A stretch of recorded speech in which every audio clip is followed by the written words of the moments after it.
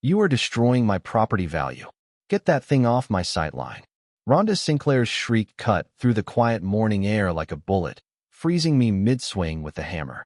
The hand-carved cedar sign was still swaying slightly on its post. Rexford Custom Woodworking. Private property. Keep out. Her immaculate black Lexus GX screeched to a stop, kicking up dust right at the boundary line I'd measured a dozen times with laser precision. A woman in a crisp lavender HOA polo stormed toward me, finger jabbing like a knife, her face a mask of pure, self-righteous fury I hadn't earned.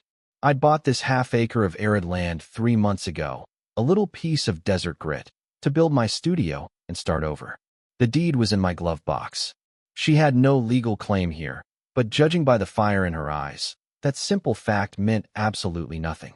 If you're stuck in HOA hell right now, drop a comment, because trust me, this descent gets messy before we even see a flicker of sunlight.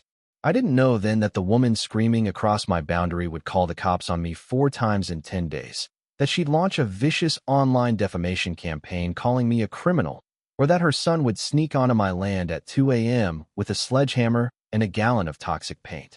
I knew none of that yet. All I knew was the reassuring weight of the legal paperwork and the faint, comforting smell of fresh-cut cedar. My sign, my land, my final, desperate chance at building something that felt like peace again. The sun had barely cracked the horizon, about 6 a.m. The air was still cool enough to work without sweating through my shirt, quiet enough that I could almost forget the nightmares. This patch of earth sat right at the edge of the Palm Crest Estates, a subdivision of identical stucco boxes with identical, manicured cactus gardens.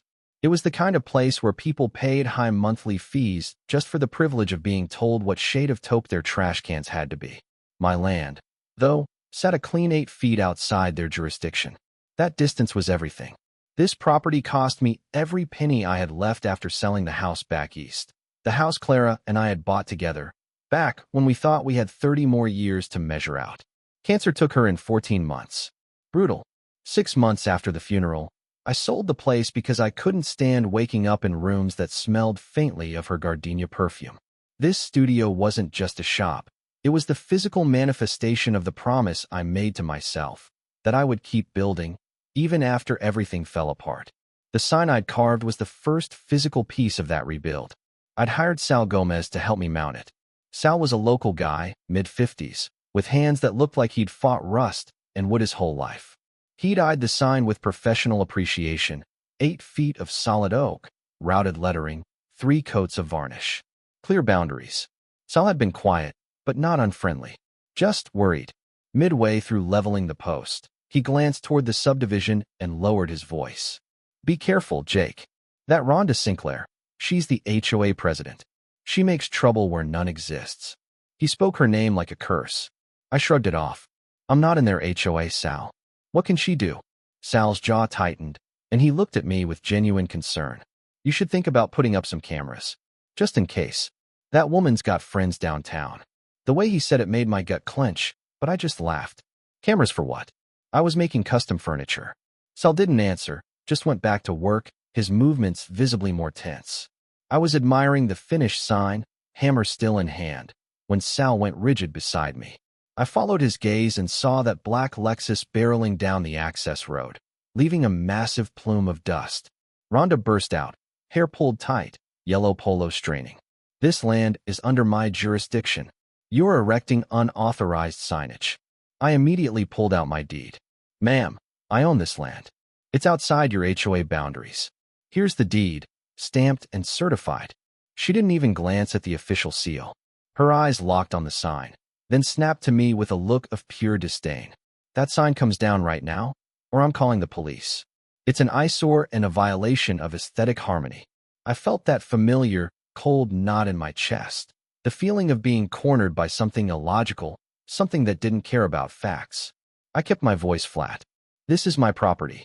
I have every legal right to post a no trespassing sign. She took a step closer, noticing my calloused hands. I saw the judgment in her eyes. I don't care what you think your rights are. This area falls under community standards. You will remove that sign, or I will have you removed. Then she spun, peeled out, and sprayed gravel onto my property, her final punctuation mark. So I let out a long breath. I told you, Jake. That woman's run off 3 different buyers. She makes their lives hell until they sell at a loss. He packed his tools, avoiding my eyes. I'm sorry, Ace, but I live in that HOA. I can't afford to get on her bad side. He left me alone with my beautiful, challenging sign. I stood there, staring at the sign, feeling the weight of the fight ahead. I pulled out my phone and took pictures of everything. The sign, the property line, the GPS coordinates. Documentation. Then I called Ben Carter, a lawyer friend from college who traded corporate law for mountain living. Ben listened patiently. She's testing you, Ace, Ben said, the sound of papers rustling on his end. People like that push until you push back or fold. Document everything. Every interaction, every phone call, every text, every timestamp. And for God's sake, do not engage. You need patience. Endless patience. I thanked him, hung up, and started my file. First entry, Rhonda Sinclair altercation at property line, 6:43 a.m. Witness Sal Gomez. Refused to view legal deed. Threatened police involvement. 30 minutes later, the sheriff's car arrived. Deputy Ken Ramirez. Young, professional, and clearly exhausted by local property disputes. He verified the deed, verified the survey, and confirmed I was within my rights. But, he said, the word hanging heavy, you should talk to the HOA president. Avoid any misunderstandings. I'd won the legal point, but I knew I'd lost the peace. That night, I made the mistake of checking the local social media group, Palm Crest Residents Unified. There was a blurry, distant photo of me. The caption, posted by Rhonda, read, "Warning, suspicious, uncooperative individual has erected unauthorized signage and is squatting adjacent to our community. Report any activity." My stomach dropped. The comments were worse. Dozens of strangers calling me a criminal, a troublemaker, and suggesting I was casing houses. I tried to comment, but Rhonda had already blocked me. I could see the accusations, but I couldn't defend myself. I took screenshots of the entire thread and sent them to Ben. He confirmed it. Save everything. This is defamation, but we hold fire. Responding gives her more ammunition. I sat in the dark, wondering how one sign could ruin a man's second chance. The next morning, I installed 4 wireless security cameras on custom cedar posts, covering every inch of my property. If she wanted a fight, I'd make sure every punch was recorded. Then came the second wave. A metallic gray sports car, a souped-up Infiniti Q60, skidded onto the property line. Grant Sinclair, Rhonda's son, swaggered out. "My mom says you need to take that eyesore down," he announced, entitled and arrogant. "Your mom has zero authority here," I replied, refusing to look up. "Who are you?" He pulled off his sunglasses. Rhonda's eyes stared back at me. "Grant Sinclair. And you are trespassing." I turned, keeping my hands visible. "I own this land. You are trespassing. If you don't leave, I will call the police." He laughed, a cold, grating sound. "You think some paper protects you? My mom runs this county." He glanced around. "Nice little start. Be a shame if something happened to it." He peeled out, and sure enough, 3 of the wooden foundation markers I'd meticulously placed were knocked over, deliberately bent. Grant Sinclair. Verbal threats and property damage. 8:15 a.m. I added it to the file. The escalation continued. A certified letter arrived, mandatory attendance at an emergency HOA board meeting. Ben advised me to go, document everything, and state my legal position calmly. The community center was packed, a kangaroo court. Rhonda sat at the front, flanked by board members. The room went silent when I walked in. I held up my deed. "My property is not part of this HOA. I am not subject to your guidelines." Rhonda cut me off. "The issue, Mr. Rexford, is the impact your activities have on community standards and property values. We have a responsibility to protect this community." Then, the confession. One of the board members admitted, smugly, "We have already requested that your county building permits be reviewed for compliance with noise ordinances and environmental impact standards." They had actively used their connections to block my permits. Rhonda leaned forward, her voice low and menacing. "We have significant influence with local government. We contribute to campaigns. We sit on advisory boards.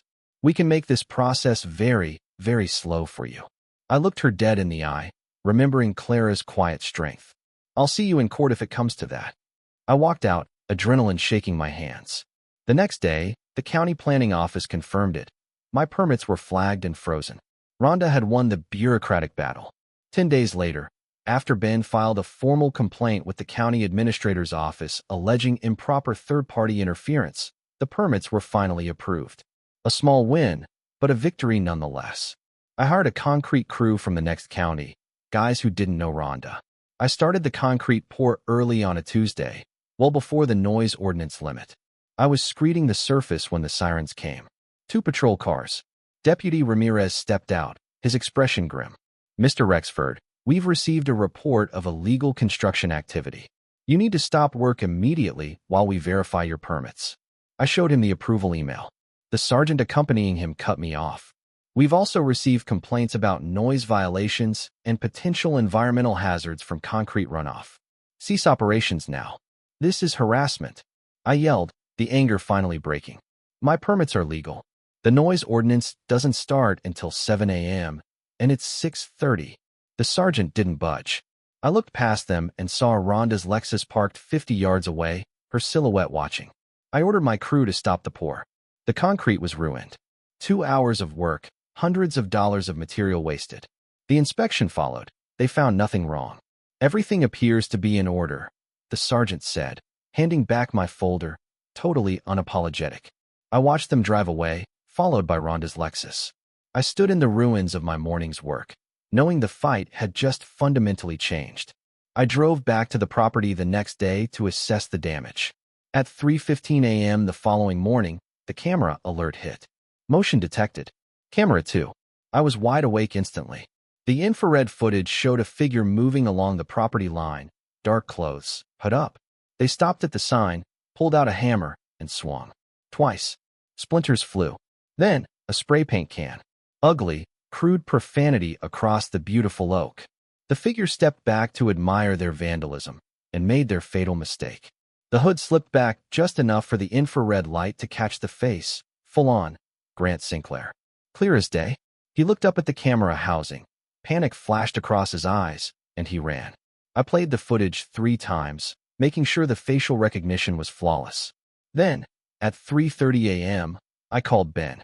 "Grant Sinclair just destroyed my property," I whispered, sending the file. "I have him on camera, full face. Clear as anything." Ben let out a low, satisfied whistle. "This is perfect. This isn't just civil harassment anymore, Ace. This is destruction of property. We can file criminal charges." I called the police. Deputy Ramirez showed up, his shoulders tense. He watched the footage in silence, his expression hardening as Grant's face came into view. He took my statement and collected the spray paint I'd carefully bagged. "For what it's worth, Mr. Rexford, I'm sorry about how this has gone. I should have seen what was happening sooner." Ben filed the civil complaint and the criminal charges against Grant for destruction of property. I was done playing defense. I hired a new concrete crew, scheduled the pour, and added 2 more cameras, bringing the total to 6. I was giving Rhonda one last chance to commit a felony on tape. Monday morning, 6:45 a.m. The crew was pouring the new foundation. I was smoothing the surface when the Lexus arrived. Rhonda got out, walked directly toward us, her face set in a determined mask. "You need to stop this immediately," she demanded, crossing onto my property. I didn't stop working. "Ma'am, I have legal permits. Leave my property." "I'm not leaving. I'm talking to you. You will stop this, or I will stop it myself." Then she made her move. She walked straight toward one of the workers, reached for a trowel, and when the worker stepped in her way, she shoved him. Physically pushed him hard enough that he stumbled backward. She threw the trowel into the wet concrete. I pulled out my phone, dialed 911, and kept my voice steady. "I need the police at this address. I have someone trespassing and assaulting my workers." Rhonda heard me on the phone. Her aggression instantly shattered into raw panic. She looked around and finally saw the 6 cameras blinking red, recording everything. The trespass, the assault, the interference. "You're recording this," she whispered, desperate. "Every second of it," I confirmed. "You just trespassed, assaulted one of my workers, and interfered with legal construction. All on camera. All admissible in court." She turned and fled, walking quickly back to her Lexus. 10 minutes later, 3 police cars arrived. They took statements from everyone. The sergeant reviewed the camera footage and the red mark on my worker's arm. "Mr. Rexford, We're issuing a citation for trespassing and assault. I recommend you get a restraining order. Avery arrived an hour later. He watched the footage 3 times. This is it, Ace. She just committed multiple crimes on camera in front of witnesses. We're going on offense. Emergency restraining order filed today. We're amending the civil complaint. She just handed us everything. The ultimate breakthrough arrived that evening via email. Sender anonymous. Subject: the truth about Rhonda Sinclair. I almost deleted it, but something made me click. Attached were 12 PDF files, financial reports, meeting minutes, and bank statements.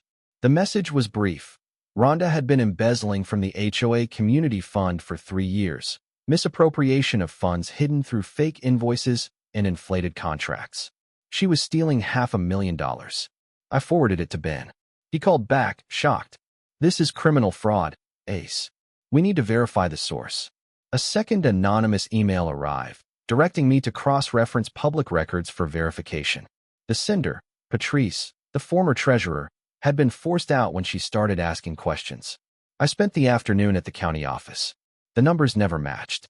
The landscaping company Rhonda claimed to pay $30,000 had only billed $12,000. She was funding her lifestyle with community fees. Ben and I drove straight to the district attorney's office with 3 boxes of documents. The prosecutor listened intently. If this holds up, we're looking at multiple felony counts. This isn't just about your property, Mr. Rexford. This is fraud against hundreds of families. The call came 3 weeks later. They're filing charges today, Ben said. Full indictment. Rhonda Sinclair and Grant Sinclair. Multiple counts of embezzlement, fraud, destruction of property, assault, and abuse of authority. The news hit Palm Crest Estates like a massive earthquake. Rhonda was arrested attempting to flee the county. Grant was picked up at his apartment. At the sentencing hearing months later, Grant had already taken a plea deal to testify against his mother. Rhonda stood before the judge, her defiance stripped away. The judge delivered the sentence: 12 years in federal prison for embezzlement and fraud, plus concurrent time for assault, a lifetime ban from community management, and full restitution of $800,000 to the HOA. I walked out into the sunlight that felt cleaner, like air cleared after a storm. 6 months later, the HOA held new elections. Patrice, the brave whistleblower, was elected president unanimously. Her first act was financial transparency. My studio is finished now. Solid and real. The sign Grant destroyed has been replaced with one I carved myself. Same design, but with a small addition at the corner, built on truth, defended by law. The cameras still run, not out of fear, but out of memory. The peace I was chasing is finally here, earned not through a physical fight, but by choosing patience over anger, documenting every single move, and trusting that the truth, when properly recorded, is always stronger than power or connections. What do you think was Rhonda Sinclair's biggest mistake? Was it the moment she assaulted my worker on camera, or the 3 years she spent stealing from her own neighbors? Let me know where she crossed the point of no return. Drop a comment, hit that like button, and join us again for more unbelievable stories.